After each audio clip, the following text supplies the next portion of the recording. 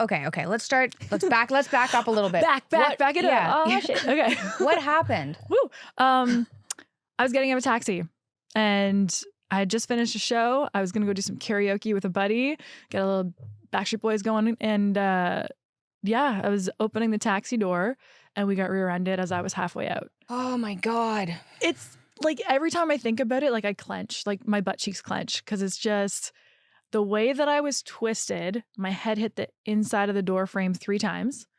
And like the neck injuries that go with that too, because like a whiplash is like a duh. And so that's 3 head hits.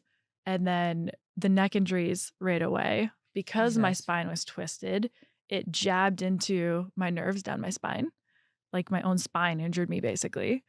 And my hips, like my SI joint ended up out of place and my hips were out of alignment. My one leg is visibly longer than the other one. It's a talent now. Party trick. I can kick higher here. And so basically that's what happened. We got hit there when I was halfway out and it ended up in being like TMJ. That was so bad. I was crushing my own teeth in my sleep and waking up without teeth. I'd swallow them.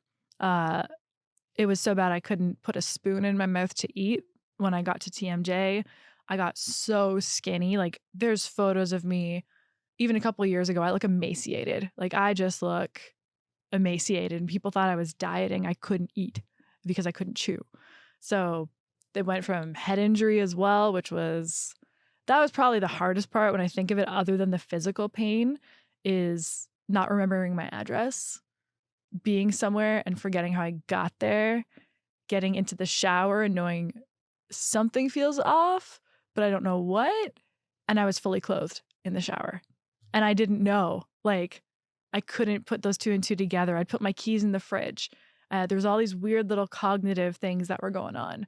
And then getting over that and then having to deal with the physical pain because I would shake like I had Parkinson's for most of the day. I'd be sweating through my sheets every night, multiple times a night. Like I'd have to change my sheets in the middle of the night. Okay.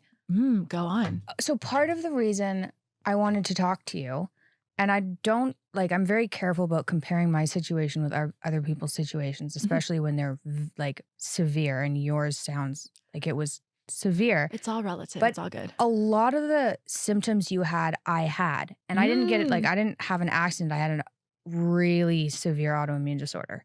Whoa. But I had the same like sweating at night. It was like I'd wear pajamas to like having a relationship was like try cuddling like that. Yeah, I feel you. It was not pretty. Like that's not cute, right? I don't know how someone dated me through that, but go ahead. Sure either. Like you're married and have a hot kid. Well, not hot. I shouldn't say hot. What am I, Netflix? He's like, like no, I don't mean hot. Through. Yeah. But I did this like I wore pajamas to bed and I slept on a towel and I'd wake up at 2 a.m. and take off my pajamas because they were soaked. Yeah. And then I'd wake up at like 6 a.m. and take off my towel because I'd soak through it. Yeah. So it's weird. And some of these cognitive things, like mine were bad, but they weren't like get in a shower with clothes on bad. They were bad. Like I couldn't remember anything. Like I couldn't. Like that brain fog that was so thick. It was so bad that I couldn't remember anything, but it wasn't like keys in fridge. Yes. Mm-hmm. Shower with clothes on. No, not like quite there. Yeah. And then the chronic pain I can identify with as well. So anyway, you had a shit time and you had years of it, right? Many a year. Yeah. It was, I would say the better part of 7 years was extremely bad while trying to hide it, which it adds a layer, you know, trying to hide it and still work and do whatever I could, which was barely nothing. So yeah, better part of 7 years. Yeah. Yeah.